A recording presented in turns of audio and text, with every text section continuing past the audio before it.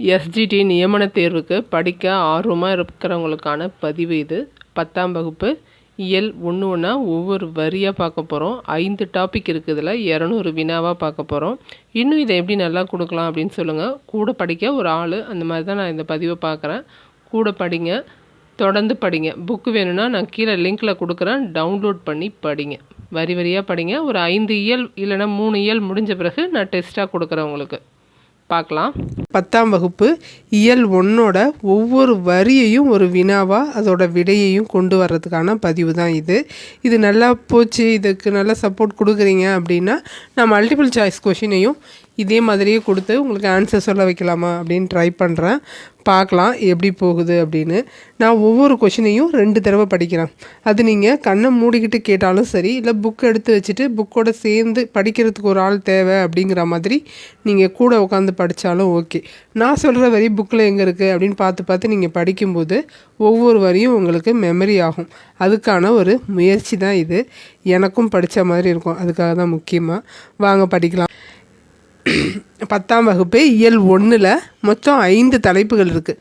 அன்னை மொழியே அப்படிங்கிற பாடலும், தமிழ் சொல் வளம் அப்படிங்கிற உரைநடை தேவநேய பாவனரோடது, இரட்டுற மொழிதல் அப்படிங்கிற பாடல், அடுத்து உரைநடையின் அணிநலன்கள்ங்கிற துணைப்பாடம், எழுத்து சொல் அப்படிங்கிற இலக்கணமும் இருக்குது. இந்த 5 டாப்பிக்குக்கும் எந்தெந்த ஒவ்வொரு லைனையுமே ஒவ்வொரு கொஷினாக கேட்டிருப்பேன். உங்களுக்கு புக்கை படித்த மாதிரி ஆகிடும். புக்கு இல்லைன்னு நினைக்கிறவங்களும் இந்த ஒவ்வொரு வரியையும் ரிப்பீட்டடாக கேட்கும்போது உங்களுக்கு படித்த மாதிரி ஆகிடும். இல்லையா, நீங்கள் இதை படிக்கணும் அப்படிங்கிற ரொம்ப ஆர்வமாக இருக்கிறவங்க, ரொம்ப ஆர்வம் இல்லை, சாதாரணமாகவே நீங்கள் படிக்கிறவங்க நோட்ஸ் எடுத்து வைக்கிறது நல்லது.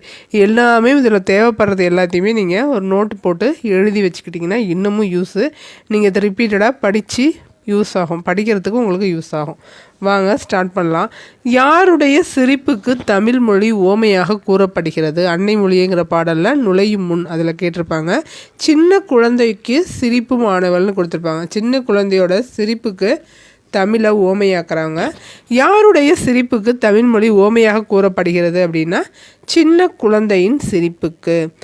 பழுத்த நரை என்று எதை தமிழ் மொழி ஓமையாக கூறுகிறது? பழுத்த நரையோட பட்டறிவுன்னு சொல்லுவாங்க.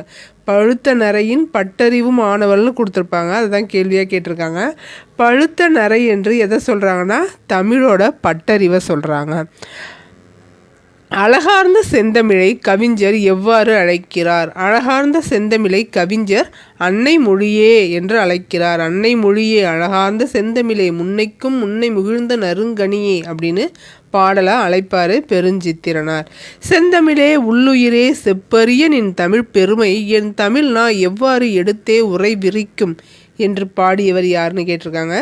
செந்தமிழே உள்ளுயிரே செப்பரிய நின் தமிழ் பெருமை என் தமிழ் நான் எவ்வாறு எடுத்தே உரை விரிக்கும் அப்படின்னு பாடினது பெருஞ்சித்திரனார். குமரி கண்டத்தில் நிலைத்து அரசாண்டது எது? குமரி கண்டத்தில் நிலைத்து அரசாண்டது மண்ணுலக பேரரசு. திருக்குறளின் மாண்புகளேன்னு பாடியிருப்பார். திருக்குறளின் மாண்புகளாக போற்றப்படுவது எது அப்படின்னா அன்பு, அறிவு, ஒழுக்கம் அனைத்துமே. சிலப்பதிகாரம், மணிமேகலை ஆகிய காப்பியங்களை எவ்வாறு அழைக்கிறார்கள்? ஐம்பெரும் காப்பியங்கள்னு அழைக்கிறாங்க. சிலப்பதிகாரம், மணிமேகலை ஆகிய காப்பியங்களை எவ்வாறு அழைக்கிறாங்க? மணிமேகலை ஐம்பெரும் காப்பியங்கள் என்று அழைக்கிறார்கள். சிலப்பதிகாரம், மணிமேகலை காப்பியத்தை ஐம்பெரும் காப்பியங்கள்னு அழைக்கிறாங்க. வண்டானது எதனை குடித்து சிறகசைத்து பாடுவது போன்று தமிழ் மொழியை சுவைத்து பாட வேண்டும் என்று பெருஞ்சித்திரனார் கூறுகிறார். வண்டானது செந்தாமரை தேனை குடித்து பாடும். செந்தாமரை தேனை குடித்து பாடும்னு பாடியிருப்பார். செந்தாமரை தேனை குடித்து சிறகசைத்து அருந்தும்பி பாடும், அதுபோல எம் பாடி முந்துற்றோம் யாண்டும் அப்படின்னு பாடியிருப்பார். தென்னன் மகளே திருக்குறளின் மாண்புகளை. இதில் தென்னன் என்பது யாரை குறிக்கிறதுன்னு கேட்டிருக்காங்க. தென்னன் மகளே திருக்குறளின் மாண்புகளே. இதில் தென்னன் என்பது யாரை குறிக்கிறது? பாண்டிய மன்னனை. பாவலரேறு பெருஞ்சித்திரனாரின் கனிச்சாறு தொகுப்பில் உள்ள 2 தலைப்புகள். நம்ம கொடுத்துருக்கிற 2 தலைப்புகள் என்னன்னு கேட்டிருக்காங்க. தமிழ்த்தாய் வாழ்த்து முந்துற்றோம் யாண்டும். தமிழ்த்தாய் வாழ்த்து முந்துற்றோம் யாண்டும். பாவலரேறு பெருஞ்சித்திரனாரின் கனிச்சாறு தொகுப்பில் இருக்கிற 2 தலைப்புகள் தமிழ்த்தாய் வாழ்த்து முந்துற்றோம் யாண்டும். இது ஏற்கனவே கேட்டிருக்காங்க டிஆர்பி எக்ஸாமில். மாணிக்கம் என்ற துரைமாணிக்கம் அப்படிங்கிற இயற்பெயர் கொண்டவர் யார்? துரைமாணிக்கம் என்ற இயற்பெயர் கொண்டவர் பெருஞ்சித்திரனார். பெருஞ்சித்திரனாரின் எந்த இதழ்கள் வாயிலாக தமிழ் உணர்வை உலகெங்கும் பரப்பினார்? பெருஞ்சித்திரனார் எந்த இதழ்களின் வாயிலாக தமிழ் உணர்வை உலகெங்கும் பரப்பினார் அப்படின்னா தென்மொழி தமிழ் சிட்டு. பெருஞ்சித்திரனாரின் எந்த நூல் தமிழுக்கு கருவூலமாய் அமைந்துள்ளது? பெருஞ்சித்திரனாரின் எந்த நூல் தமிழுக்கு கருவூலமாய் அமைந்திருக்கு அப்படின்னா திருக்குறள் மெய்ப்பொருளுரை. பெருஞ்சித்திரனாரின் எந்த நூல்கள் நாட்டுடைமை ஆக்கப்பட்டுள்ளன? பெருஞ்சித்திரனாரோட அனைத்து நூல்களும் நாட்டுடைமை ஆக்கப்பட்டுள்ளன. பெருஞ்சித்திரனார் படைத்த நூல்கள் எவைன்னு கேட்டிருக்காங்க. இருக்கிற நூல்கள் எல்லாமே உலகில் 100, பாவிய கொத்து, நூறாசிரியம், கனிச்சாறு, என்சுவை 80, மகபுகு வஞ்சி, பள்ளிப்பறவைகள், திருக்குறள் மெய்ப்பொருளுரை. பெருஞ்சித்திரனார் படைத்த நூல்கள் கேட்டிருக்காங்க. உலகியல் 100, பாவிய கொத்து, நூறாசிரியம், கனிச்சாறு, என்சுவை 80, மகபுகு வஞ்சி, பள்ளிப்பறவைகள், திருக்குறள் மெய்ப்பொருளுரை. சாகும்போதும் தமிழ் படித்து சாக வேண்டும் என்றந்தன் சாம்பலும் தமிழ் மணந்து வேக வேண்டும்னு சொன்னது க. சச்சிதானந்தன். சாகும்போதும் தமிழ் படித்து சாக வேண்டும் என்றன் சாம்பலும் தமிழ் மணந்து வேக வேண்டும்னு சொன்னது க. சச்சிதானந்தம். அடுத்து நாடும் மொழியும் நமதிரு கண்கள்னு சொல்கிறாரு. யார்? நாடும் மொழியும் நமதிரு கண்கள்னு சொன்னது பாரதியார். இது தமிழ் சொல் வளத்தில் இருக்கிற நுழையும் முன்கிற பாக்ஸில் இருக்கிற கேள்வி. தமிழ் எவ்வாறான மொழியாக விளங்குகிறது? தமிழ் செம்மொழியாக விளங்குகிறது. தமிழுக்கே உரிய சிறப்பான சொற்கள் மட்டுமின்றி பிற திராவிட மொழிகளுக்குரிய சொற்களும் தமிழில் உண்டு அப்படின்னு சொன்னது யாருன்னா கால்டுவெல். தமிழுக்கே உரிய சொற்கள் மட்டுமின்றி பிற திராவிட மொழிகளுக்குரிய சொற்களும் தமிழில் உண்டு என்று கூறியவர் கால்டுவெல். கால்டுவெல் எந்த மொழிகளின் ஒப்பியல் இலக்கணத்தை ஆராய்ந்தார்? திராவிட மொழிகளின் ஒப்பியல் இலக்கணம். அந்த புக்கோட பேர் திராவிட மொழிகளின் ஒப்பிலக்கணம் அப்படிங்கிறது தான். அடுத்து நெல், கேழ்வரகு முதலியவற்றின் அடி எவ்வாறு அழைக்கப்படுகிறது? நெல், கேழ்வரகு முதலியவற்றின் அடி தாள் என்று அழைக்கப்படுகிறது. கீரை, வாழை முதலியவற்றின் அடி எவ்வாறு அழைக்கப்படுகிறது? கீரை, வாழை, கீரைத்தண்டு, வாழைத்தண்டுன்னு சொல்லுவோம். கீரைத்தண்டு, வாழைத்தண்டு நம்ம படிக்கிறதே நம்ம வாழ்க்கையை முன்னேற்றுறதுக்கு தான். நம்ம ஒவ்வொரு நொடியும் நம்மளோட முயற்சியில் கொஞ்சம் டைட்டில் லூஸ் விட்டோம் அப்படின்னாக்கா நாம் முன்னேறதுக்கான டைமும் அதில் குறையும். ஒரு நிமிஷம் நீங்கள் படிக்கிறத விட்டீங்க அப்படின்னா உங்கள் முன்னேற்றத்தில் 1 மணி நேரமோ இல்லை 1 நாளோ குறைய வாய்ப்பு இருக்குது. அதனால் ஒவ்வொரு நிமிஷமும் நீங்கள் எப்படிலாம் யூஸ் பண்ணுங்கிறத தெரிஞ்சு யூஸ் பண்ணுங்கள். உங்களோட வெற்றி வாய்ப்பை இழக்கிறதுக்கு அது ஒரு வாய்ப்பாக நீங்கள் கொடுத்துடாதீங்க. தொடர்ந்து படிங்க, கவனத்தோடு படிங்க. குத்துச்செடி, புதர் முதலியவற்றின் அடி எவ்வாறு அழைக்கப்படுகிறது? குத்துச்செடி, புதர் முதலியவற்றின் அடி தூறு அப்படின்னு சொல்கிறாங்க. குத்துச்செடி, புதருக்கு தூருன்னு சொல்கிறாங்க. நெட்டி, மிளகாய் செடி ஆகியவற்றின் அடி எவ்வாறு அழைக்கப்படுகிறது? கோல் என்று அழைக்கப்படுகிறது. நெட்டி, மிளகாய் செடி ஆகியவற்றின் அடி எவ்வாறு அழைக்கப்படுகிறது? கோல் என்று அழைக்கப்படுகிறது. கம்பு, சோளம் முதலியவற்றின் அடி எவ்வாறு அழைக்கப்படுகிறது? கம்மந்தட்டை, சோளந்தட்டைன்னு சொல்லுவாங்க. சோளத்தட்டை, கம்பத்தட்டைன்னு சொல்லுவாங்க. தட்டுன்னு சொல்கிறாங்க. கம்பு, சோளம் முதலியவற்றின் அடி தட்டு என்று அழைக்கப்படுகிறது. மூங்கிலின் அடி எவ்வாறு அழைக்கப்படுகிறது? இது கேட்டிருந்தாங்க. மூங்கிலின் அடி களை என்று அழைக்கப்படுகிறது. மூங்கிலின் அடி எவ்வாறு அழைக்கப்படுகிறது? களை. அடி மரத்து நின்று பிரியும் மாபெரும் கிளை எவ்வாறு அழைக்கப்படுகிறது? அடி மரத்திலேருந்து பிரிகிற மாபெரும் கிளையை கவை என்று சொல்வார்கள். கிளையின் பிரிவு எவ்வாறு அழைக்கப்படுகிறது? கிளையின் பிரிவை சினைன்னு சொல்லுவாங்க. கிளையின் பிரிவு சினை. சினையின் பிரிவு எவ்வாறு அழைக்கப்படுகிறது? போத்து. சினையின் பிரிவு போத்து என்று அழைக்கப்படுகிறது. போத்தின் பிரிவு குச்சி. குச்சியின் பிரிவு இணுக்கு. போத்தின் பிரிவு குச்சி, குச்சியின் பிரிவு இணுக்கு. அடுத்து காய்ந்த சிறு கிளை எவ்வாறு அழைக்கப்படுகிறது? காய்ந்த சிறு கிளையை விறகுன்னு சொல்லுவாங்க. காய்ந்த சிறு கிளையை விறகுன்னு சொல்லுவாங்க. இதெல்லாம் எதுக்கு படிக்கணும்னு நினைக்காதீங்க.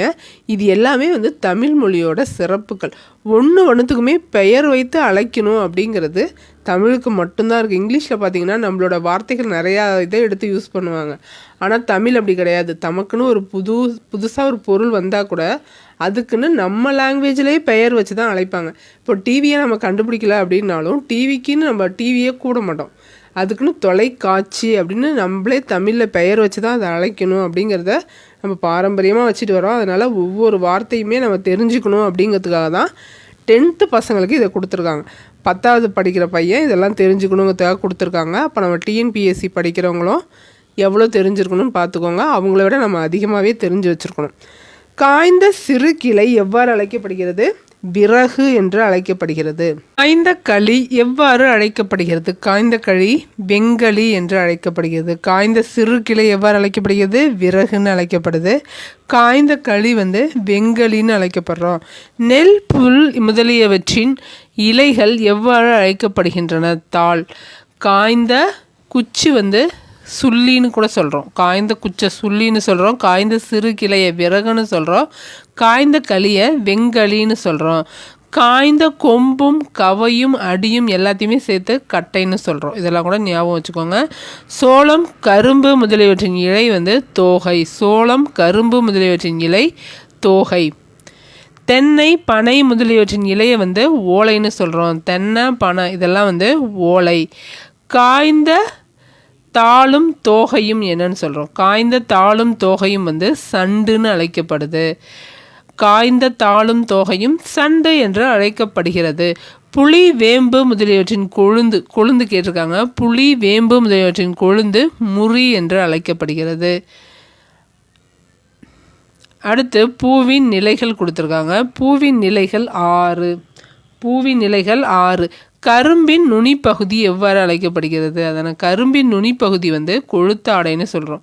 கரும்போட நுனிப்பகுதியை கொழுத்தாடை அப்படின்னு சொல்கிறோம். அதே மாதிரி நெல் புல் இதோட கொழுந்து பகுதியை துளிர் அல்லனா தளிர்னு சொல்கிறோம். நெல் புல் அதோட கொழுந்து பகுதி துளிர் அல்லது தளிர்னு சொல்கிறோம். சோளம் கரும்பு தென்னை பனை இதோட கொழுந்து வந்து குருத்துன்னு சொல்கிறோம். தென்னை பனை சோளம் கரும்பு இதோடதெல்லாம் வந்து குருத்துன்னு சொல்லுவோம். அடுத்து பூவின் தோற்ற நிலை அரும்பு. பூவோட தோற்ற நிலை அரும்பு. பூ விரிய தொடங்கும் நிலை எவ்வாறு அழைக்கப்படுகிறதுனா போது. பூ லைட்டாக அப்படி கொஞ்சம் விரியறத போது அப்படின்னு சொல்கிறாங்க.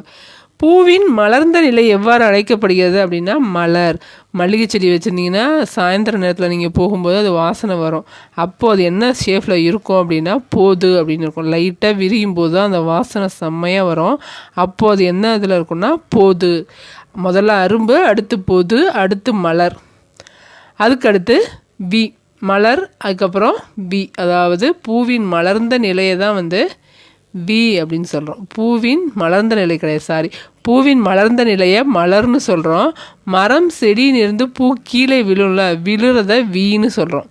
விழுறத வீன்னு சொல்கிறோம். பூ வாடின நிலையை வந்து செம்மல்னு சொல்கிறோம். நல்லா யோசிச்சு பாருங்கள், ஒரு பூவுக்கு எத்தனை பெயர் வச்சுருக்காங்கன்னு பாருங்கள். இதை நினச்சி நம்ம சந்தோஷத்தான் படணும். அவ்வளோ வேர்டிங்ஸ் யூஸ் பண்ணியிருக்கோம் நாம். சொல் ஆராய்ச்சியில் பாவாணரும் வியந்த பெருமகனார் யாருன்னா ரா இளங்குமரனார்.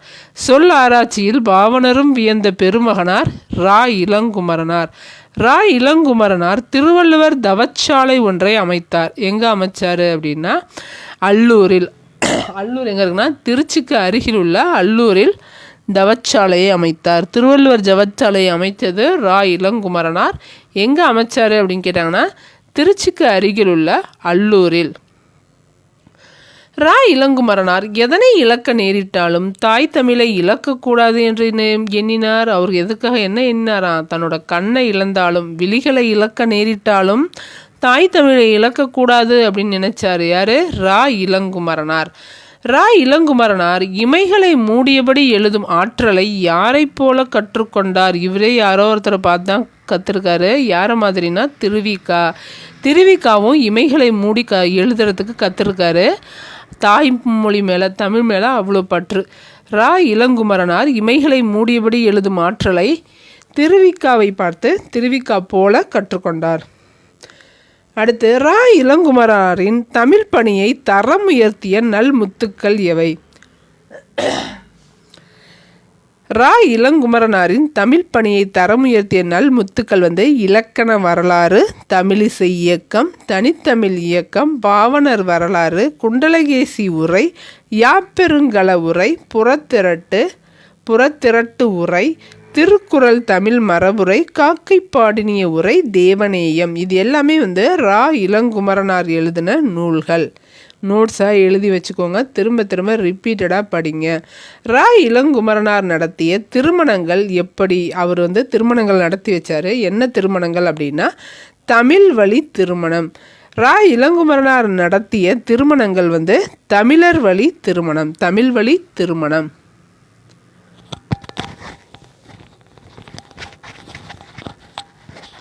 அடுத்து இளங்குமரனார் தமிழகம் முழுவதும் ஆற்றிய சொற்பொழிவுக்கு பெயர் என்ன அப்படின்னா திருக்குறள் சொற்பொழிவு தான் அவர் தமிழகம் முழுவதும் நடத்தினார். இளங்குமரனார் தமிழகம் முழுவதும் நடத்திய சொற்பொழிவு திருக்குறள் சொற்பொழிவு. பூவோடு கூடிய இளம் பிஞ்சு எவ்வாறு அழைக்கப்படுகிறது? பூம்பிஞ்சுன்னு அழைக்கப்படுகிறது. பூவோடு கூடிய இளம் பிஞ்சு பூம்பிஞ்சு என்று அழைக்கப்படுகிறது. பலா பிஞ்சை எவ்வாறு அழைக்கிறாங்க அப்படின்னா மூசு. பொறுத்துக்கையாக கொடுத்துருவாங்க, நீங்கள் ஒரு வார்த்தை படித்தா பத்தாது, எல்லா வார்த்தையுமே ரொம்ப தெளிவாக படிக்கணும். பலா பிஞ்சு எவ்வாறு அழைக்கப்படுகிறது? மூசு. தென்னை, பனை முதலியவற்றின் இளம் பிஞ்சு எவ்வாறு அழைக்கப்படுகிறது? குறும்பை என்று அழைக்கப்படுகிறது. மாம்பிஞ்சு வடுன்னு சொல்கிறாங்க. தென்னை, பனை இதெல்லாம் குறும்பைன்னு சொல்லுவோம். தென்னை, பனை இதெல்லாம் இளமையாக இருக்கும்போது, ரொம்ப இலசாக இருக்கும்போது குறும்பைன்னு சொல்லுவோம். அதை விட சின்ன குறும்பையை எப்படி சொல்லுவாங்கன்னா முட்டுக்குறும்பைன்னு சொல்லுவாங்க. முற்றாத தேங்காவை இளநீர்னு சொல்லுவோம். நமக்கு நல்லா தெரியும், முற்றாத தேங்காவை இளநீர்னு சொல்லுவோம். இளம் பாக்க என்னன்னு சொல்லுவோம்? நூலாய்ன்னு சொல்லுவோம். நுழாய். இளம் பாக்க நுழாய்ன்னு சொல்லுவோம். மாம்பிஞ்ச வடுன்னு சொல்லுவோம். அதே மாதிரி பலா பிஞ்ச மூசுன்னு சொல்லுவோம். இதெல்லாம் புது புது வார்த்தைகள், நல்லா படித்து வச்சுக்கோங்க. இளநெல்லை கருக்கள்னு சொல்லுவோம். இளநெல்லை கருக்கள்னு சொல்லுவோம். வாழையை பிஞ்சை வாழையோட பிஞ்சு இருக்குல்ல, பூ பூத்து அது சின்ன சின்ன பிஞ்சு வரும், அதை கச்சல், வாழை கச்சல்னு சொல்லுவோம். அதே மாதிரி சேர்ந்து இருக்கிறதெல்லாம் எப்படி சொல்கிறோன்னு பார்க்குறாங்க. வாழை குழையை வாழைத்தாறுன்னு சொல்லுவோம். வாழை எல்லாமே சேர்ந்து இருக்கிறத வாழை குழையை வாழைத்தாறு அப்படின்னு அழைக்கிறோம். அவரை, துவரை முதலியவற்றின் கொடியில் இருக்கிற இதெல்லாம் கொடியில் இருக்கிற காய்கள் எல்லாம் சேர்ந்து இருக்கும்போது கொத்து அப்படின்னு சொல்லுவாங்க. நெல், திணை முதலியவற்றின் கதிர் எவ்வாறு அழைக்கப்படுகிறது? நெல், திணை முதலியவற்றின் கதிர் எவ்வாறு அழைக்கப்படுகிறதுன்னு கேட்டிருக்காங்க. அலகு அல்லது குரல். நெல்லையும் திணையையும் அதோட கதிர் எப்படி சொல்லுவாங்க? குரல்னு சொல்லுவாங்க அல்லது அலகு அப்படின்னு சொல்லுவாங்க. ரெண்டுத்தில் ஒன்று தான் ஆன்சரில் கொடுத்துருப்பாங்க. எல்லா வார்த்தைகளையுமே தெரிஞ்சு வச்சுக்கோங்க. குழுத்த பழம் இவ்வாறு அழைக்கப்படுகிறது. அலியல். குழுத்த பழம் எவ்வாறு அழைக்கப்படுகிறது? அலியல். அதாவது பழுத்ததுக்கு அடுத்த ஸ்டேஜ் தான் அலியல்னு சொல்லுவோம். நுனியில் சுருங்கிய காயை சிபியல்னு சொல்லணும். சூட்டினால் பழுத்த பிஞ்சு வெம்பல். நுனியில் சுருங்கிய காய் நுனியில் சுருங்கிய காய் திரும்ப வந்திருக்கு, அதை விட்டுருங்க. குழுத்து நாரிய பழம் அழுகல். குழுத்து நாரிய பழம் அழுகல். பதராய் போன மிளகாயை சொண்டுன்னு சொல்லுவோம். நுனியில் சுருங்கிய காய் சிவியல். சூட்டினால் பழுத்த பிஞ்சு வெம்பல். குழுத்து நாரிய பழம் அழுகல். பதராய் போன மிளகாய் சொண்டு. தேரை அமர்ந்ததினால் கெட்ட தேங்காய் எவ்வாறு அழைக்கப்படுகிறது? அல்லிக்காய். தேரை அமர்ந்ததினால் கெட்ட தேங்காய் அல்லிக்காய் என்று அழைக்கப்படுகிறது. தென்னையில் கெட்ட காய் ஒல்லிக்காய். தென்னையில் கெட்ட காய் ஒல்லிக்காய். தேரை அமர்ந்ததினால் கெட்ட காய் தேரைக்காய். தேரை அமர்ந்ததினால் கெட்ட தேங்காய் அல்லிக்காய்னு சொல்லணும். தேரை அமர்ந்ததினால் கெட்ட காய் தேரைக்காய். மிக மெல்லிய பழத்தோல் எவ்வாறு அழைக்கப்படுகிறது? தொலி. மிக மெல்லிய பழத்தோல் தொலின்னு அழைக்கப்படுது. அதை விட கொஞ்சம் திண்ணமாக இருந்தால் அது தோல் அப்படின்னு அழைக்கிறோம். கொஞ்சம் திண்ணமாக இருந்தால் அந்த தோலை தோல்னு அழைக்கிறோம், பழத்தோட தோலை. வன்மையானது, கொஞ்சம் வன்மையாக இருந்தால் அதை தோடுன்னும், மிக வன்மையாக இருந்தால் ஓடு அப்படின்னு சொல்கிறோம். சுரையின் ஓடை குடுக்கைன்னு அழைக்கிறோம். சுரையின் ஓடு எவ்வாறு அழைக்கப்படுகிறது? குடுக்கை. தேங்காய் நெட்டியின் மேற்பகுதி மட்டை. தேங்காய் நெட்டின்னு படிக்கணும், தப்பாக போட்டிருக்காங்க. தேங்காய் நெட்டியின் மேற்பகுதி மட்டை.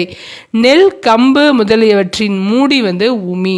நெல் கம்பு முதலியவற்றின் மூடி உமி அப்படின்னு அழைக்கப்படுகிறது.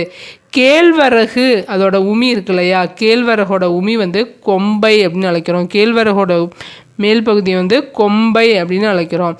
சுரையின் ஓடு குடுக்கை. நெல் கம்பு முதலியவற்றின் தானியங்கள் எவ்வாறு அழைக்கப்படுகின்றன? நெல் கம்பு இந்த தானியத்தெல்லாம் வந்து கூலம்னு சொல்லுவோம். நீங்கள் தமிழில் படிச்சிருப்பீங்க. கூல வீதினா என்னது? தானியங்கள் விற்கும் வீதி தான் வந்து கூல வீதி. இந்த வார்த்தையை வந்து தானியங்கள் எல்லாத்தையும் குறிக்கும். நெல் கம்பு முதலிய தானியங்களை குறிக்கிறது கூலம். அவரை உளுந்து முதலியவை எவ்வாறு அழைக்கப்படுகிறது? பயறு வகைகள். அவரை உளுந்து இதெல்லாம் வந்து பயறு வகைகள். தென்னை பனை முதலியவற்றின் வித்து, கொட்டையை வந்து என்னென்னு சொல்கிறோம்? கொட்டைன்னு தான் சொல்கிறோம். தென்னை பனை இதோட விதையை வந்து என்னென்னு அழைக்கிறோம்? கொட்டை அப்படின்னு அழைக்கிறோம். நெல் கத்தரி முதலியவற்றின் இளநிலை எவ்வாறு அழைக்கப்படுகிறது? நாற்று. நெல் வந்து செடியாக வர்றதுக்கு முன்னாடியும் கத்தரி வந்து செடியாக பெரிய செடியாக வர்றதுக்கு முன்னாடி அதை என்ன சொல்கிறோம்? நாற்று. இளநிலை. நெல் கத்தரி முதலியவற்றின் இளநிலை நாற்று என்று அழைக்கப்படுகிறது. வாழையின் இளநிலை எவ்வாறு அழைக்கப்படுகிறது? வாழை வந்து சின்னதாக இருக்கும்போது அதை குருத்துன்னு சொல்லுவோம். வாழையின் இளநிலை குருத்து என்று அழைக்கப்படுகிறது. தென்னையின் இளநிலை எவ்வாறு அழைக்கப்படுகிறது? தென்னம்பிள்ளைன்னு சொல்லுவாங்க. தென்னையின் இளநிலை பிள்ளை. குதிரைவாளி சம்பா, சிறுமணி சம்பா, சீரகச்சம்பா முதலிய எத்தனை சம்பா உள் வகைகள் இருக்குது அப்படின்னு கொடுத்துருக்காங்க புக்கில். 60 உள் வகைகள் இருக்குது. சம்பாலேயே 60 உள் வகைகள் இருக்குது. வரகு, காடைக்கண்ணி, குதிரைவாளி முதலிய சிறு கூலங்கள் எங்கு விளைகின்றன? தமிழ்நாட்டில் சிறப்பாக விளையுது அப்படிங்கிறத கொடுத்துருக்காங்க. ஒரு நாட்டின் வழக்கத்திற்கு தக்கபடியே அமைவது எது? ஒரு நாட்டின் வழக்கத்திற்கு தக்கபடி அமைகிறது அறிவொழுக்கங்கள். ஒரு நாட்டின் வளத்திற்கு தக்கபடி கரெக்டாக தான் கொடுத்துருக்கு. ஒரு நாட்டின் வளத்திற்கு தக்கபடியே உள்ளது வந்து அறிவொழுக்கங்கள். நான் பக்கத்தில் புக்கை வச்சே தான் சொல்லிக்கிட்டு இருக்கேன். நீங்களும் புக்கை வச்சே படிச்சிங்கன்னா ரொம்ப நல்லதாக இருக்கும். உலகத்திலேயே ஒரு மொழிக்காக உலக மாநாடு நடத்திய முதல் நாடு எது? மலேசியா.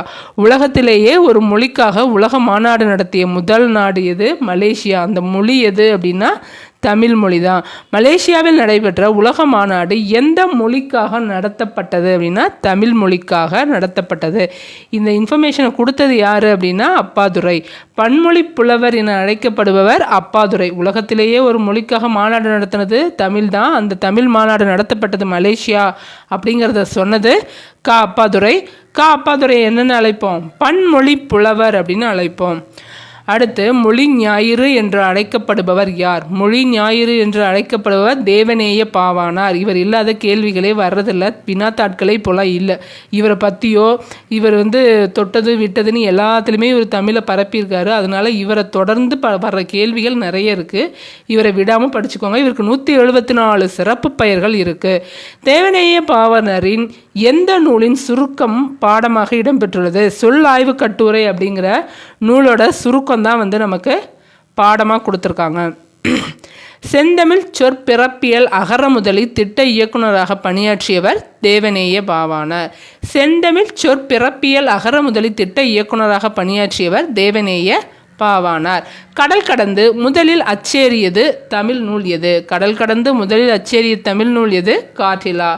கடல் கடந்து முதலில் தமிழில் அச்சேறிய மொழி வந்து காட்டிலா. காட்டிலா என்னும் நூல் எந்த நாட்டில் அச்சிடப்பட்டது? லிஸ்பன், போர்ச்சுகல் நாட்டில் லிஸ்பனில் அச்சிடப்பட்டது.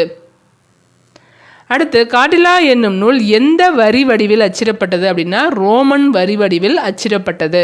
காட்டிலா என்னும் நூல் எந்த வரி வடிவில் அச்சிடப்பட்டது அப்படின்னா ரோமன் வரி வடிவில் அச்சிடப்பட்டுள்ளது. இந்திய மொழிகளிலேயே மேலை நாட்டு எழுத்துருவில் முதலில் அச்சேறிய மொழி எது? தமிழ். இந்திய மொழிகளிலேயே மேலை நாட்டு எழுத்துருவில் முதலில் அச்சேறிய மொழி எது அப்படின்னா தமிழ். இந்த வார்த்தைகளை, இந்த சென்டென்ஸை தான் நீங்கள் மனசில் பதியணும். கொஷின் பேப்பரை எடுத்து பார்த்தீங்கன்னா என்ன வார்த்தை இருக்கோ அந்த வார்த்தையை கொடுத்துட்டு தான் அடுத்தது என்னென்னு கேள்வி கேட்குறாங்க. தமிழை நல்லா தெரிஞ்சு வச்சுருக்கணும், இலக்கணமும் நல்லா தெரிஞ்சிருக்கணும். ஆனால் நீங்கள் எல்லா புக்லேயும் இருக்கிற வரி பை வரியை நல்லாவே தெரிஞ்சிருக்கணும். வார்த்தையை எடுத்துகிட்டு இது சரியாக கரெக்டானு கேட்பாங்க ஸ்டேட்மெண்ட்டில். அந்த மாதிரி படித்து வச்சுக்கோங்க. அடுத்து 74வது கேள்வி. முத்தமிழ் துய்ப்பதால் முச்சங்கம் கண்டதால் என்று தொடங்கும் பாடலில் துய்ப்பது என்பது கற்பது தருதல், 2 மீனிங் வரும். கற்பது தருதல். துய்ப்பது என்பதன் பொருள் கற்பது தருதல். மேவலால் என்பதன் பொருள் பெறுதலால். மேவலால் என்பதன் பொருள் பொருந்துதலால் பெறுதலால் 2 மீனிங் வரும். மேவலால் என்பதன் பொருள் பொருந்துதலால் பெறுதலால் பெறுதல் அப்படின்னு வரும். இயல் இசை நாடகம் என முத்தமிழை வளர்த்தது எது? தமிழ் தான் முத்தமிழை இயல் இசை நாடகம் என வளர்த்துருக்கு. கடல் எதனை தருகிறது? கடல் முத்து, சங்கு, வணிக கப்பல்கள் அனைத்தையும் தர்றது கடல் தான். வெண்சங்கு, சலஞ்சங்கு, பாஞ்சஞ்சங்கு, பாஞ்சன்ய தங்கம், பாஞ்சன்யம், வெஞ்சங்கு, சலஞ்சங்கு, பாஞ்சன்யம் ஆகிய 3 வகையான சங்குகளை தருவது கடல். கடலில் எத்தனை வகை சங்கு இருக்குது? வெஞ்சங்கு, சலஞ்சங்கு, பாஞ்சன்யம்.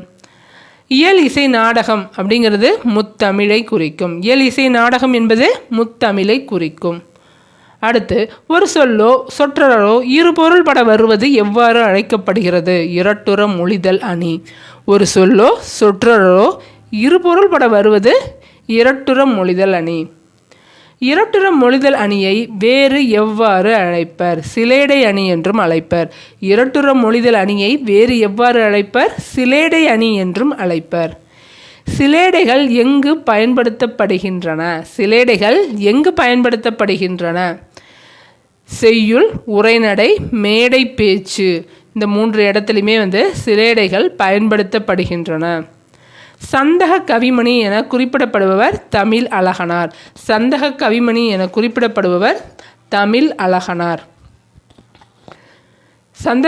இவரோட தமிழ் அழகனாரின் இயற்பெயர் சண்முக சுந்தரம். தமிழ் அழகனார் அவரோட இயற்பெயர் சண்முக சுந்தரம். அவரை சந்தக கவின்னு அழைக்கிறோம். தமிழ் அழகனார் எத்தனை சிற்றிலக்கிய நூல்களை படைத்துள்ளார்? 12. தமிழ் அழகனார் எத்தனை சிற்றிலக்கிய நூல்களை படைத்துள்ளார்? 12 நூல்களை படைத்துள்ளார். தனிப்பாடல் திரட்டின் 5ஆம் பகுதியை எவ்வாறு அழைக்கிறோம் அப்படின்னா கழகப்பதிப்புன்னு அழைக்கிறோம். இதையும் கேட்டிருந்தாங்க. தனிப்பாடல் திரட்டில் 5ஆம் பகுதி என்னவா இருக்கு? கழகப்பதிப்பாக இருக்கு. காலையிலேயே மாலையும் வந்துவிட்டது என்று சிலேடையாக பேசியவர் யார்? காலையிலேயே மாலையும் வந்துவிட்டதே என்று சிலேடையாக பேசியவர் கீவா ஜெகநாதன்.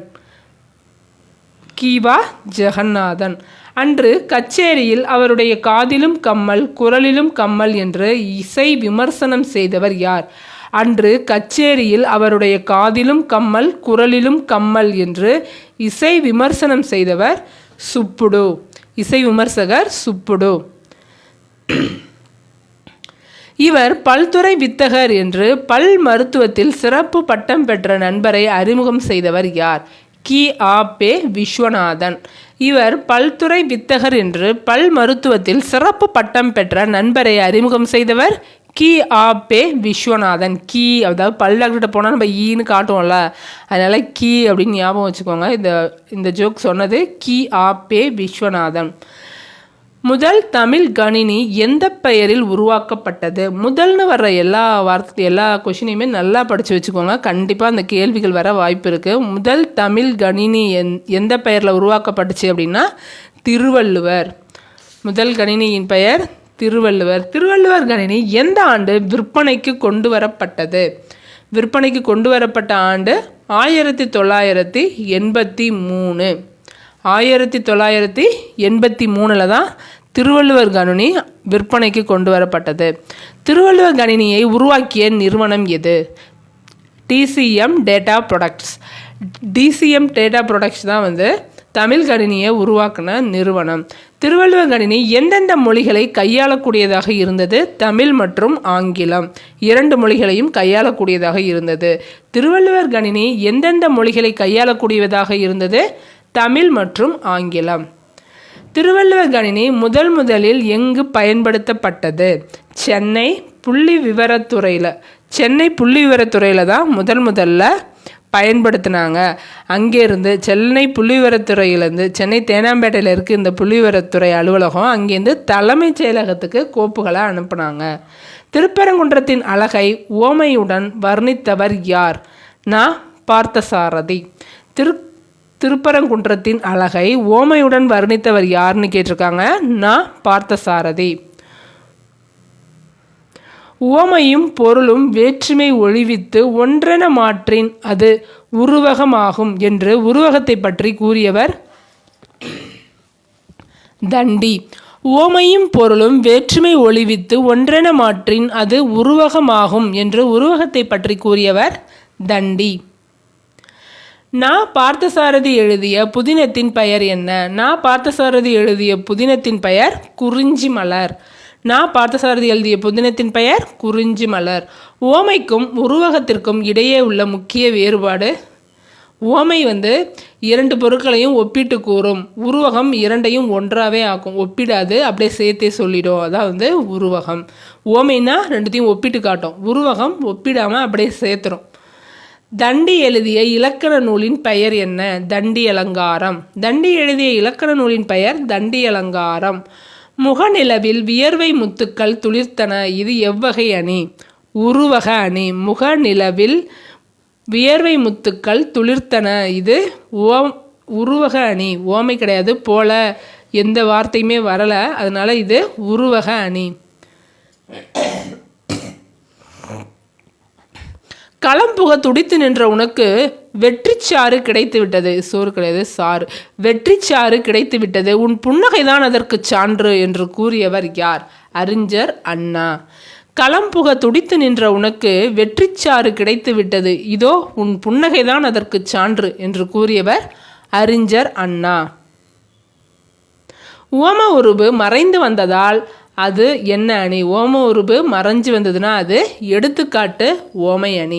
ஓமையும் இருக்கும், ஓமேயமும் இருக்கும், ஆனால் உருபுகள் இருக்காது, மறைஞ்சு வரும். அதை எடுத்துக்காட்டு ஓமை அணின்னு சொல்லுவோம். அதுக்கு ஒரு எக்ஸாம்பிள், புறந்தூய்மை நீரானமையும் அகந்தூய்மை வாய்மையால் காணப்படும், இது எவ்வகை அணி? எடுத்துக்காட்டு ஓமை அணி. புறந்தூய்மை நீரால் அமையும் அகந்தூய்மை வாய்மையால் காணப்படும் அப்படிங்கிறது எடுத்துக்காட்டு ஓமை அணி. நீங்கள் தொடர்ந்து கேட்டுக்கிட்டே இருக்கும்போதும் உங்கள் கவனம் இதில் தான் இருக்கா அப்படிங்கிறத அப்பப்போ ரீசெக் பண்ணிக்கிட்டே இருங்க. நமக்கு வாழ்க்கையில் எவ்வளவோ ப்ராப்ளம்ஸ் இருக்கும், ஆனால் எல்லா ப்ராப்ளம்ஸையும் சால்வ் பண்ணுற ஒரே ஒரு வழி படிப்பு தான்.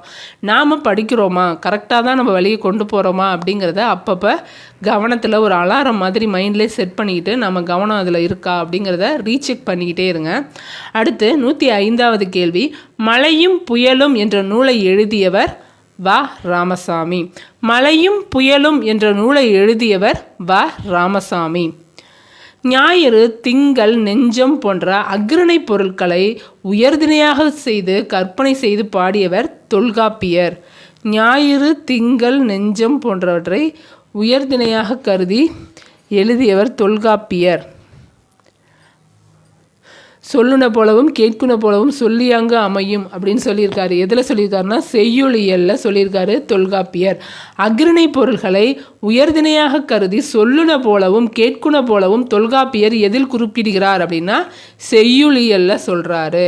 இதுவும் முக்கியமானது. அக்ரணை பொருட்களை உயர்திணையாக கருதி சொல்லுன போலவும் கேட்குன போலவும் தொல்காப்பியர் எதில் குறிப்பிடுகிறார் அப்படின்னா செய்யுளியலில் குறிப்பிடுகிறார். லக்கணை என்று எதனை குறிப்பிடுகிறார்கள்? அக்ரிணையை உயர்திணையாக கருதும் முறையை தான் லக்கணைன்னு சொல்கிறோம். அக்ரிணை பொருட்களை உயர்திணையாக கருதி நாம் அதை பாட்டில் யூஸ் பண்ணும்போது அதை லக்கணை, உரைநடையில் யூஸ் பண்ணும்போது அதை லக்கணை அப்படின்னு சொல்கிறோம். அதுக்கு ஒரு எக்ஸாம்பிள், சோலையில் புகுவேன் மரங்கள் கூப்பிடும் விருந்து வைக்கும் அப்படின்லாம் சொல்லி எழுதுனது யார் அப்படின்னா திருவிக. சோலையில் புகுவேன் மரங்கள் கூப்பிடும் வேம்பு என் வேம்பு கான் என்று சொல்லும்.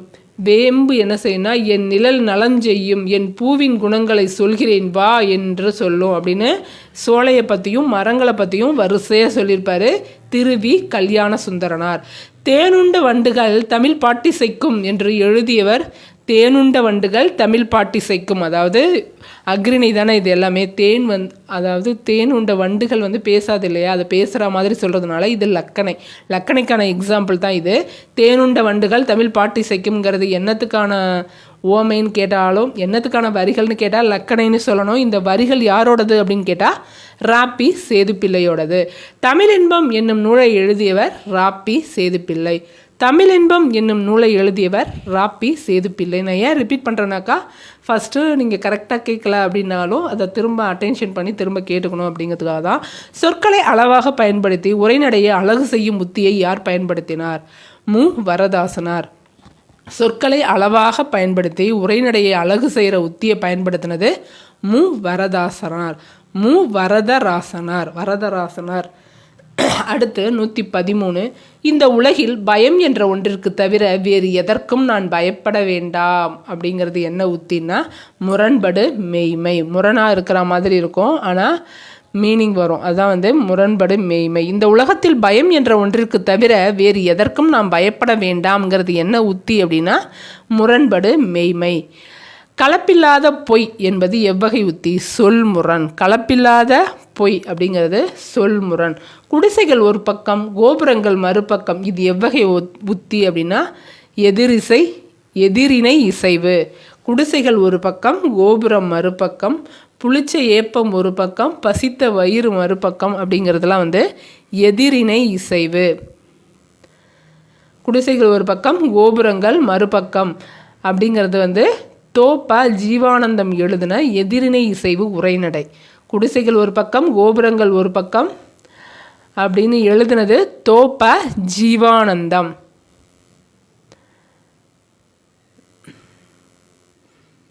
அடுத்து, அவர் பேசாத நாள் உண்டா, குரல் கேட்காத ஊர் உண்டா, அவரிடம் சிக்கி திணறாத பழமைதான் உண்டா என்று பெரியாரை பற்றி பேசியவர் யாருன்னா அண்ணா. அவர் பேசாத நாள் உண்டா, குரல் கேட்காத ஊர்தான் உண்டா, அவரிடம் சிக்கி திணறாத பழமைதான் உண்டா அப்படின்னு பெரியாரை பற்றி பேசினது அறிஞர் அண்ணா. பெரியாரின் பணியை அறிஞர் அண்ணா எவ்வாறு குறிப்பிடுகிறார்? பெரியாரோட பணியை எப்படி சொல்கிறாரு? அவர் ஒரு சகாப்தம், ஒரு காலகட்டம், ஒரு திருப்பம் அப்படின்னு சொல்கிறாரு. அவரோட பணியை சொல்கிறது அறிஞர் அண்ணா. யாரை பற்றி சொல்கிறாரு? பெரியாரை பற்றி சொல்கிறாரு. இந்தியா தான் என்னுடைய மோட்சம், என் யவனத்தின் நந்தவனம், இந்தியாவின் நன்மைதான் என் நன்மை அப்படின்னு சொன்னது நம்ம பாரதியார். இந்தியா தான் என்னுடைய மோட்சம், என் யவனம்னா இளமை, யுவனத்தின் நந்தவனம், இந்தியாவின் நன்மைதான் என் நன்மை என்று கூறியவர் பாரதியார். புதிய உரைநடை என்னும் நூலின் ஆசிரியர் எழில் முதல்வன். புதிய உரைநடை என்னும் நூலின் ஆசிரியர் எழில் முதல்வன். எழில் முதல்வனின் இயற்பெயர் என்ன? மா. ராமலிங்கம். எழில் முதல்வனின் இயற்பெயர் என்ன? மா. ராமலிங்கம். எழில் முதல்வன் எந்த கல்லூரியில் பேராசிரியராக பணியாற்றினார்? எந்த கல்லூரிகளில்னு கேட்கணும். சென்னை மாநில கல்லூரி, அந்த கல்லூரியிலே படித்து அந்த கல்லூரியிலே பேராசிரியராக பணியாற்றினார். அடுத்து குடந்தை அரசு ஆடவர் கல்லூரியிலையும் பாரதிதாசன் பல்கலைக்கழகத்திலையும் தமிழ் துறை தலைவராக பணியாற்றினார். மூணு இடம் கொடுத்துருக்காங்க. எழில் முதல்வன் புதிய உரைநடை நூலுக்காக பெற்ற விருது எது? எழில் முதல்வன் புதிய உரைநடைக்காக பெற்ற விருது சாகித்ய அகாடமி விருது. எழில் முதல்வன் படைத்த நூல்களில் தவறானது, அதாவது நூல்கள் எல்லாமே கொடுத்துருக்காங்க. இதை கொடுத்துட்டு எக்ஸ்ட்ரா ஏதாவது கொடுத்தா நீங்கள் மாற்றிக்கோங்க. தவறானது இல்லை, மொத்தமே அவர் படைத்த நூல்கள் எல்லாமும் கொடுத்துருக்காங்க. இனிக்கும் நினைவுகள், எங்கெங்கு காணினும், யாதுமாகி நின்றாய், இரண்டாவது வருகை, தமிழ் கனல், இதெல்லாம் எழில் முதல்வன் நூல்கள். இது தவிர வேறு ஏதாவது வந்தால் தான் நீங்கள் தவறானதுன்னு சூஸ் பண்ணணும். இனிக்கும் நினைவுகள், எங்கெங்கு காணினும், யாதுமாகி நின்றாய், இரண்டாவது வருகை, தமிழ் கனல், இது எல்லாமே எழில் முதல்வன் படைத்த நூல்கள். வாழையும் கமுகும் தாழ்குலை தெங்கும் என்று தொடங்கும் பாடல் இடம்பெற்ற நூல் சிலப்பதிகாரம். வாழையும் கமுகும் தாழ்குலை தெங்கும் மாவும் பலாவும் சூழெடுத்து ஓங்கி தென்னவன் சிறுமலை திகழ்ந்து தோன்றும் அப்படிங்கிற பாடல் அது சிலப்பதிகாரம். முன் தோன்றிய மூத்த கொடி அதில் கொடுத்துருப்பாங்க. வாழையும் கமுகும் தாழ்குலை தெங்கும் என்று தொடங்கும் பாடல் சிலப்பதிகாரத்தின் எந்த காதையில் இடம்பெற்றுள்ளது? சிலப்பதிகாரத்தின் காடுகான் காதை. வாழை கமுகு இந்த மரமெல்லாம் காட்டில் இருக்குதுன்னு ஞாபகம் வச்சுக்கோங்க. வாழை கமுகு தாழ்குலை தெங்கு எல்லா மரமும் கொடுத்துருக்காங்களா? எல்லா மரமும் இருந்தால் அது காட்டில் தான் இருக்கும். அதனால் காடுகான் காதை. தென்னவன் சிறுமலை என குறிப்பிடப்படும் மலை எந்த மாவட்டத்தில் உள்ளது? சிறுமலைங்கிறது எந்த மாவட்டத்தில் இருக்குதுன்னு கேட்டிருக்காங்க. சிறுமலை திண்டுக்கல் மாவட்டத்தில் உள்ளது. அடுத்து இலக்கணம். செய்யுளில் ஓசை குறையும் போது அதனை நிறைவு செய்ய நெட்டெழுத்துக்கள் அளவெடுப்பதை என்னன்னு சொல்கிறோம்? செய்யுளிசை அளபடைன்னு சொல்கிறோம். செய்யுளில் ஓசை குறையும் போது நெட்டெழுத்துக்கள் அளவெடுப்பதை செய்யுளிசை அளபடை அப்படின்னு சொல்கிறோம். அடுத்து 129வது கேள்வி, உறார்க்கும் குறுநோய். உறார்க்கும் குறுநோய் இதில் அளபெடுத்துள்ள அளபடை என்ன அப்படின்னா செய்யுளிசை அளபடை. உறார்க்கும் குறுநோய் அப்படிங்கிறது செய்யுளிசை அளபடைக்கு எடுத்துக்காட்டு. அடுத்து, கெடுப்பதுவும் கெட்டார்க்கு சார்வாய் மற்றாங்கே எடுப்பதுவும் எல்லாம் மலை. இதில் வந்திருக்க அளபடை என்னன்னு கேட்டிருக்காங்க. கெடுப்பதுவும் கெட்டார்க்கு சார்பாய் மற்றாங்கே எடுப்பதுவும் எல்லாம் மலை அப்படிங்கிறது இன்னிசை அளபடை. அடுத்து, உரநசையி உள்ளம் துணையாக சென்றார் வரணசையி இன்னும் உளேன். இக்குறளில் நசையி என்பதன் எந்த அளபடை? நசைங்கிறது என்ன அளபடைன்னு கேட்டிருக்காங்க. ஈ வந்தாலே அது சொல்லிசை அளபடை. ஈ வந்தால் சொல்லிசை அளபடை. செய்யுளில் ஓசை குறையும் போது மெய்யெழுத்துக்கள் அளபெடுப்பதை என்னன்னு சொல்கிறோன்னா மெய்யெழுத்துக்கள் அளபெடுப்பதை ஒற்றளபடைன்னு சொல்கிறோம். செய்யுளில் ஓசை குறையும் போது அதனை நிறைவு செய்ய மெய்யெழுத்துக்கள் அளபெடுப்பது ஒற்றளபடை. ஒற்றளபடையில் அளபெடுக்கும் மெய்யெழுத்துக்கள் எத்தனை? ஒற்றளபடையில் அளபெடுக்கும் மெய்யெழுத்துக்கள் 10 + 1 அக்கும் சேர்ந்து வரும். அதனால் எழுத்துக்கள் 10, அதோட அக்கும் வந்தாலும் அதுவும் ஒற்றெழுத்தில் தான் வரும். அதனால் மொத்தம் 11 ஒற்றெழுத்துக்கள் அளபெடுக்கும். அடுத்து, எகிலங்கிய அப்படிங்கிறதுல அமைந்துள்ள அளபடை என்னன்னு கேட்டிருக்காங்க. ஒற்றளபடை. ஏன்னா அக்குங்கிற எழுத்தும் ஒற்றில் தான் சேரும். அதனால் எகிலங்கிய அப்படிங்கிறதும் ஒற்றளபடை. வெகுவார்க்கில்லை வெகுவார்க்கில்லை அப்படிங்கிற வார்த்தையும் ஒற்றளபடை தான். அதாவது அக்கு 2 தடவை வந்திருந்தாலும் அதையும் நீங்கள் ஒற்றளபடைன்னு தான் சொல்லணும். எங்கிறைவன் எங்கிறைவன் இங்கு 2 தடவை வந்திருக்கு இல்லையா, இது ஒற்றளபடை. ஒரு எழுத்து தனித்தோ பல எழுத்துக்கள் சேர்ந்தோ பொருள் தரும் வகையில் அமைவது சொல். சொல் எதை குறிக்கும்? சொல் குறிப்பாகவும் இருக்கும் தொடராகவும் இருக்கும். அதை தான் சொல்லியிருக்காங்க. சொல் எதனை குறிக்கும்? சொல் எவ்வாறு விளங்கும்? வெளிப்படையாகவும் விளங்கும் குறிப்பாகவும் விளங்கும். சொல் எதனை குறிக்கும்? அதை விடுங்க. சொல் எவ்வாறு விளங்கும் அப்படின்னா வெளிப்படையாகவும் குறிப்பாகவும் நமக்கு விளங்க வைக்கிறது தான் சொல். மொழி எத்தனை வகைப்படும்? மொழி 3 வகைப்படும். மொழி 3 வகைப்படும். அது என்னென்ன அப்படின்னா, ஒரு மொழி ஒரு பொருளனவாம் என்று கூறும் நூல், ஒரு மொழி ஒரு பொருளனவாம் என்று கூறும் நூல் நன்னூல். ஒரு மொழி ஒரு பொருளனவாம் என்று கூறும் நூல் நன்னூல். தொடர்மொழி பல பொருளன அப்படின்னு சொல்கிறதும் நன்னூல். ஒரு மொழி ஒரு பொருளனவாம், தொடர்மொழி பல பொருளனவாம் என்று சொல்கிறது நன்னூல். இருமையும் ஏற்பனவும் நன்னூல் தான். பொது இருமையும் ஏற்பன என்று கூறும் நூல் நன்னூல். பொது இருமையும் ஏற்பன அப்படின்னு சொல்கிற நூல் நன்னூல். ஒரு சொல் தனித்து நின்று பொருள் தருவது ஒரு சொல் தனித்து நின்று பொருள் தருவது தனிமொழி. கண் என்பது எவ்வகை மொழி? தனிமொழி. கண் என்பது எவ்வகை மொழி? தனிமொழி.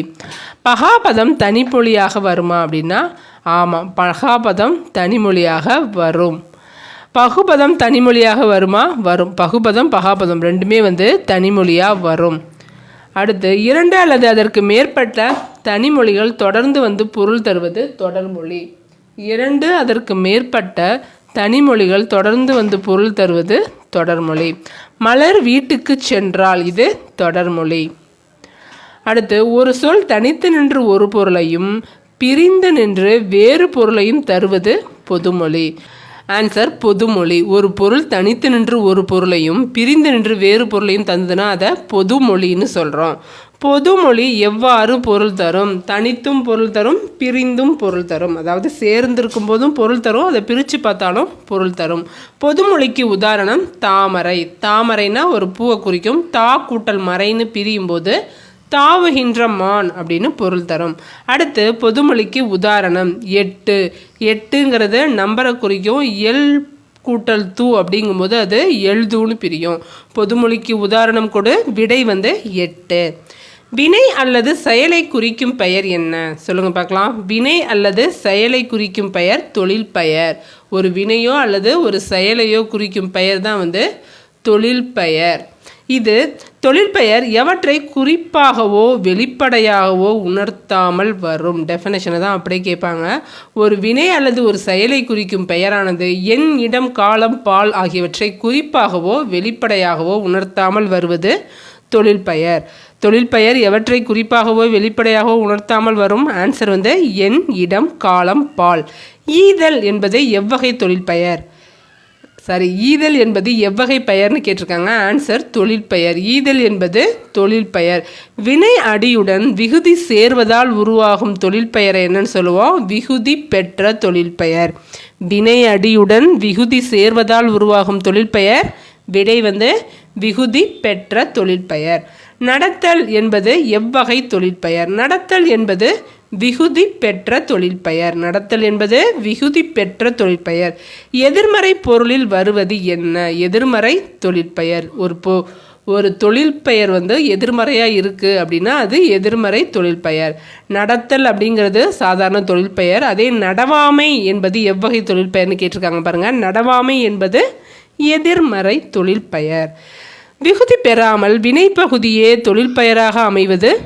விகுதி பெறாமல் வினைப்பகுதி மட்டும் தொழிற்பெயராக அமைவது முதநிலை தொழிற்பெயர்னு சொல்கிறோம். தட்டு என்பது எவ்வகை தொழிற்பெயர்? முதநிலை தொழிற்பெயர். தட்டு என்பது எவ்வகை தொழிற்பெயர்? ஆன்சர் முதநிலை தொழிற்பெயர். உரை என்ற சொல்லின் தொழிற்பெயர் வடிவம் என்ன? உரை என்ற சொல்லின் தொழிற்பெயர் வடிவம் உரைத்தல். உரை என்ற வினையடியோட தொழிற்பெயர்னு கேட்பாங்க. உரைத்தல். ஆன்சர் உரைத்தல். அடி என்ற சொல் எந்த தொழிற்பெயர் வகையை சார்ந்தது? அடி என்ற சொல் ஆன்சர் முதநிலை தொழிற்பெயர். அடிங்கிற சொல் ஒரு முதநிலை தொழிற்பெயர். விகுதி பெறாமல் முதநிலை திரிந்து வரும் தொழிற்பெயர் என்ன? விகுதியே பெறாமல் முதநிலையே திரிஞ்சு வந்ததுன்னா அது முதநிலை திரிந்த தொழிற்பெயர். பேரு என்பது எவ்வகை தொழிற்பெயர்னா முதநிலை திரிந்த தொழிற்பெயர். பெரு அப்படிங்கிறதோட திரிதல் தான் பேரு. அதனால இதை முதநிலை திரிந்த தொழிற்பெயர்னு சொல்கிறோம். கெடு அப்படிங்கிற தொழிற்பெயர். கெடு அப்படிங்கிற வினை அடிக்கு திரிந்த தொழிற்பெயர் என்னன்னு கேட்டிருக்காங்க. ஆன்சர் கேடு. கெடு அப்படிங்கிறதோட முதநிலை திரிந்த தொழிற்பெயர் என்ன அப்படின்னா கேடு. சுடு என்பது முதல்நிலை திரிந்த தொழிற்பெயராவது சூடு. இது எல்லாமே புக்கில் இருக்க வார்த்தைகள், தெளிவாக படிச்சுக்கோங்க. சுடு என்பதோட முதல்நிலை திரிந்த தொழிற்பெயர் சூடு. வினையால் அணையும் பெயருக்கான டெஃபனேஷன் தான் இது. ஒரு வினைமுற்று பெயரின் தன்மையை அடைந்து வேற்றுமை உருவு ஏற்றும் ஏற்காமலும் வேறொரு பயனிலை கொண்டு முடிவது என்னன்னு கேட்பாங்க. ஆன்சர் வினையால் அணையும் பெயர். வினையால் அணையும் பெயர் எத்தனை இடங்களில் வரும்? 3 இடங்களில் வரும். வினையால் அணையும் பெயர் எத்தனை இடங்களில் வரும் அப்படின்னா 3 இடத்திற்கும் உரியது வினையால் அணையும் பெயர். வினையால் அணையும் பெயர் எத்தனை காலங்களில் வரும்? 3 காலத்தையும் காட்டும். வினையால் அணையும் பெயர் 3 காலங்களிலும் வரும். ஆன்சர் 3. வந்தவர் அவர்தான் என்பது எவ்வகை பெயர்? வந்தவர் அவர்தான் அப்படிங்கிறதும் பொறுத்தார் பூமியாழ்வார் அப்படிங்கிறதும். வந்தவர் அவர்தான் இது எவ்வகை பெயர்னு கேட்பாங்க. வினையால் அணையும் பெயர். ஆன்சர் வினையால் அணையும் பெயர். பொறுத்தார் பூமி ஆழ்வார் இது எவ்வகை பெயர்? வினையால் அணையும் பெயர். பொறுத்தார் பூமி ஆழ்வார் வினையால் அணையும் பெயர். வினை பெயர்த்தன்மையாகி வினையையே உணர்த்தி நிற்பது என்ன? வினை பெயர்த்தன்மையாகி வினையையே உணர்த்தி நிற்கும். இதை தொழிற்பெயர்னு சொல்கிறோம். தொழிற்பெயருக்கான டெஃபினேஷன் வினை பெயர்த்தன்மையாகி வினையையே உணர்த்தி நிற்பது என்ன அப்படின்னு கேட்டால் ஆன்சர் தொழிற்பெயர். தொழிலை செய்யும் கருத்தாவை குறிப்பது என்ன? வினையால் அணையும் பெயர். வினையால் அணையும் பெயர். ஆன்சர் வினையால் அணையும் பெயர் ஆன்சர். தொழிலை செய்யும் கருத்தாவை குறிப்பது என்னன்னு கேட்டிருக்காங்க. வினையால் அணையும் பெயர். தொழில் பெயருக்கு பொருத்தம் இல்லாதது எது அப்படின்னு கேட்டிருக்காங்க. தொழில் பெயரோட பொருந்தாமல் இருக்கிறது எது அப்படின்னா தொழில் பெயர் விகுதி பெற்று மட்டுமே வரும். தொழில் பெயர் விகுதி பெற்று மட்டுமே வரும். இது கொஷின் வேறு, அதை விற்று. பாடுதல் படித்தல் ஆகியவை எதற்கு உதாரணம்? தொழில் பெயர். பாடுதல் படித்தல் தொழில் பெயருக்கு உதாரணம். பாடியவள் படித்தவர் அப்படிங்கிறது எதற்கு உதாரணம் கேட்டிருக்காங்க. ஆன்சர் வினையால் அணையும் பெயர். பாடியவள் படித்தவர் எதற்கு உதாரணம் கேட்டிருக்காங்க. வினையால் அணையும் பெயர். அடுத்து ஒவ்வொரு இயல் கடைசியிலையும் திறன் அறிவோம் அப்படின்னு சொல்லிட்டு பலவுள் தெரிக கொடுத்துருப்பாங்க. அதே கேள்விகள் தான். மெத்த வணிகலன் என்னும் தொடரில் தமிழ் அழகனார் குறிப்பிடுவது வணிக கப்பல்களும் ஐம்பெரும் காப்பியங்களும். வணிக கப்பலையும் காப்பியங்களையும் தான் வந்து மெத்த வணிகலன்னு சொல்கிறாரு. காய்ந்த இலையும் காய்ந்த தோகையும் எவ்வாறு கூறப்படுகிறது அப்படின்னா சருகும் சண்டும். காய்ந்த இலையும் காய்ந்த தோகையும் எவ்வாறு கூறப்படுகிறது? பதில் வந்து சருகும் சண்டும். என் தமிழ்னா என்பதை பிரித்தால் எப்படி வரும் அப்படின்னா எம் கூட்டல் தமிழ் கூட்டல் நா தான் வந்து எம் தமிழ்னா. கேட்டவர் மகிழ பாடிய பாடல் இது. இந்த தொடரில் இடம்பெற்றுள்ள தொழில் பெயரையும் வினையால் அணையும் பெயரையும் கேட்டிருக்காங்க. பாடல் அப்படிங்கிறது தொழில் பெயர், கேட்டவர் அப்படிங்கிறது வினையால் அணையும் பெயர். பதில் பாடல் கேட்டவர். வேர்க்கடலை, மிளகாய் விதை, மாங்கொட்டை இதெல்லாம் வந்து குறிக்கிறது என்ன பயிர் வகைகள் அப்படின்னு கேட்டாங்க. பதில் வந்து மணி வகை. வேர்க்கடலை, மிளகாயோட விதை, மாங்கொட்டை இதெல்லாம் வந்து என்னென்னு சொல்கிறோம்? மணி வகைகள்னு சொல்கிறோம். மரமது மரத்தில் ஏறி 1 2 வந்து என்ன? மரமது முதல்ல இருக்கிறது என்னதை குறிக்குது அப்படின்னா அரசனை குறிக்குது. இது ஒரு பாடல். மரம் அப்படிங்கிற வார்த்தையே வந்து 11 வகையான இடங்களில் இடம்பெற்றிருக்கிறத சொல்லுவாங்க. ஃபஸ்ட்டு மரமது மரத்தில் ஏறி மரமதை தோளில் வைத்து மரமது மரத்தை கண்டு மரத்தினால் மரத்தை குத்தி மரமது வெளியே சென்று வளமனை கேகும்போது மரமது கண்ட மாதர் மரமுடன் மரம் எடுத்தார். பார்க்க தான் குழப்பமாக இருக்கும், ரொம்ப ஈஸியானது. ஒன்றும் இல்லை, அரசன் குதிரை மேலே ஏறி தோள்பட்டையில் இருந்த வேலை வச்சு புளியை குத்தி கொன்னுட்டு காட்டு வழியாக வரும்போது அங்கே இருந்த மாதர்கள்னால் பெண்கள் பார்த்துட்டு இவ்வளோ சாதனை புரிஞ்சிருக்காரு அப்படின்னு சொல்லிட்டு அரச இலை இருக்கும்ல, ஆள் இலை, அந்த ஆள் இலையில் ஆழத்தி எடுக்கிறாங்க. இதில் எல்லாமே வந்து மரம் அப்படிங்கிற வேர்டை வச்சே தான் வரும். நீங்கள் படித்து பார்த்தீங்கன்னா ரொம்ப ஈஸியாக இருக்கும். மரமது மரத்தில் ஏறி. மரமது மரத்தில் ஏறி தொடரில் மரமது அப்படிங்கிற முதல் மரமது எதை குறிக்கும்னு கேட்டிருக்காங்க. அரசனை குறிக்கும். மரமது மரத்தில் ஏறினா அரசன் வந்து மா அப்படிங்கிற குதிரை மேலே ஏறி போய் தோல் மேலே இருந்த மரம் அப்படின்னா வேலை குறிக்கும். தோல் மேலே இருந்த மரத்தால் காட்டில் பார்த்த மரம் அப்படின்னா மரத்தை கண்டு அப்படின்னு வரும். மரத்தை கண்டுனா புளியையும் மரம்னு தான் சொல்லுவாங்க. வேங்கை மரம் இருக்கு இல்லையா, அதனால அதை மரம்னு சொல்லிட்டாங்க. புரியுதா? எல்லாமே வந்து மரம் அப்படிங்கிற வார்த்தையை தான் யூஸ் பண்ணியிருப்பாங்க. அது எல்லாமே வந்து ஹிடன்ட் மூமெண்ட்டாக வரும். அதாவது எப்படி சொல்கிறது, ஹிடன் வேர்ட்ஸாக வரும். மரம் அப்படின்னு தான் பொருள். அந்த மரம்ங்கிறத ஏன் கொண்டு வந்தாங்க அப்படிங்கிறதுக்கான விளக்கம் தான் வந்து வேங்கைங்கிறது ஒரு மரம், ஓகேவா? ஆனால் புளியோட பேரும் வேங்கை தான். அதனால தான் மரத்தை கண்டு அப்படின்னு சொல்கிறாங்க. பார்க்கலாமா? வேல் அப்படிங்கிறது, இதில் வேல் எந்த மரத்தை குறிக்கும் அப்படின்னா கருவேல மரத்தை குறிக்கும். வேல் தோளில் வச்சுருக்க வேலையும் மரம்னு தான் சொல்கிறாங்க. எதனால்? கருவேல மரம், அதில் வேல் இருக்கு இல்லையா, அதை மட்டும் எடுத்துக்கிட்டாங்க. அந்த வேலை மரம்னு யூஸ் பண்ணிட்டாங்க. புளி என்பதன் பொருள் வந்து வேங்கை. புளிக்கு வந்து வேங்கைன்னு ஒரு பேர் இருக்குது. அந்த வேங்கைங்கிற பேர்லையும் மரம் இருக்குது. வேங்கை மரம்னு ஒன்று இருக்குது. அதனால் புளியோட பேரை வேங்கைன்னு சொல்கிறாங்க. வேங்கையும் மரம் தானே, அதனால் மரம்னு யூஸ் பண்ணியிருக்காங்க. புரியுதா நான் சொல்கிறது? ஆள் என்பதை மரம் தானே, ஆள் மரம் தானே, அதனால் அதையும் மரம்னு சொல்லிடுறாங்க. எல்லாத்துலேயுமே மரம்ங்கிற வேர்டு இருக்குது. எல்லா பேர்லேயுமே மரம் இருக்கிறதுனால அதை வச்சு ஒரு பாட்டாக சொல்லிட்டாங்க. அத்திங்கிறதும் மரம் தானே, அந்த அத்தி மரத்தை வெறுமன மரம்னு யூஸ் பண்ணியிருப்பாங்க. அத்தி என்பது எந்த மரத்தை குறிக்கும் அப்படின்னா அத்தி மரம். ஆலத்தி எந்த சேர்ந்து சொல்லாக வரும்போது ஆரத்தின்னு வரும். ஆரத்தியையும் மரம்னு கொடுத்துட்டாங்க. ஏன்னா ஆரத்தியை பிரிக்கும் போது ஆளுங்கிற மரம் வருது இல்லையா, அதனால ஆரத்தியும் மரம்ங்கிற வார்த்தையை கொண்டு வந்துட்டாங்க. இந்த பாட்டு சொல்லாமா? இந்த பாட்டை கொஞ்சம் தெரிஞ்சுக்கிட்டிங்கன்னா கொஷின் கேட்டாங்கன்னா ஈஸியாக. அடுத்து 185. தேனினும் இனியனர் செந்தமிழ் என்ற வரிகளை எழுதியவர் யார்? கா. நமச்சிவாயர். தேனினும் இனிய செந்தமிழ் என்ற வரிகளை எழுதியவர் கா. நமச்சிவாயம். ஒரு மொழி என்பதற்கு சரியான ஆங்கில மொழிபெயர்ப்பு வந்து மோனோலிங்குவல்.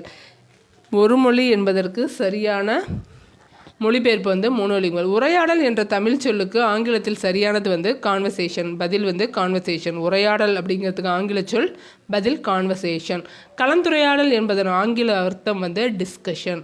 பதில் டிஸ்கஷன். கலந்துரையாடலுக்கு பதில் வந்து டிஸ்கஷன். நாம் ஏன் தமிழ் காக்க வேண்டும் அப்படிங்கிறதுக்கு அந்த நூலை எழுதினது முனைவர் சேதுமணி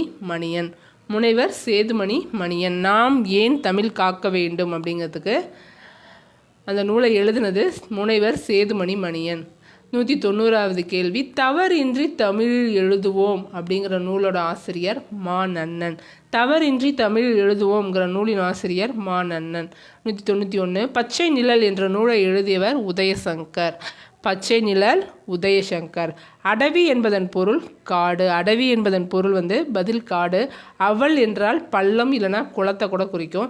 சுவல் என்ற சொல்லுக்கு சரியான விளக்கம் தோல் அல்லது மேட்டு நிலம்.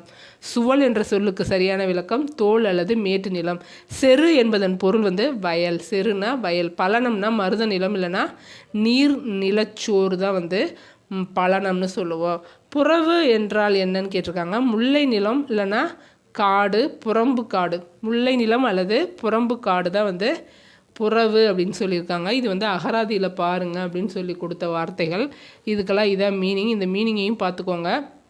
இதோட முதல் இயல் முடியுது. முதல் இயலில் இருக்கிற 5 பாடத்தோட ஒவ்வொரு வரி பை வரியான கொஷின்ஸு பார்த்தாச்சு. இதில் ஒரே ஒரு பாட்டு மட்டும் விட்டுருச்சு. என்ன பாடல் அப்படின்னா, தேனிலே ஊறிய செந்தமிழின் சுவைதேரும் சிலப்பதிகாரமதை ஊனிலே எம் உயிர் உள்ளளவும் நிதம் ஓதி இணர்ந்து உண்பெறுவோமே. இதில் ஒரே ஒரு பாடல் மட்டும் விட்டுருக்கு. கவிமணி தேசிய விநாயகனார் பாடின பாடல். தேனிலே ஊறிய செந்தமிழின் சுவைதேரும் சிலப்பதிகாரமதை ஊனிலே எம் உயிர் உள்ளளவும் நிதம் ஓதி உணர்ந்து இன்புறுவோமே அப்படிங்கிற பாடல் பாடினது கவிமணி தேசிக விநாயகனார். டெஸ்ட்டு கேட்குறீங்க நிறைய பேர். டெஸ்ட்டு போடணும் அப்படின்னா ஒரு 5 இயல் வரைக்கும் படிச்சுட்டு 5 இயலாக சேர்த்து நான் உங்களுக்கு டெஸ்ட்டு போட ட்ரை பண்ணுறேன். இல்லாட்டி 9 இயல் இருக்குது. 3 இயலாக படிச்சுட்டு கூட நாம் டெஸ்ட்டு ட்ரை பண்ணி பார்க்கலாம். நன்றி, வணக்கம். யார் படிக்கிறாங்களோ அவங்களுக்கு ஷேர் பண்ணுங்கள்.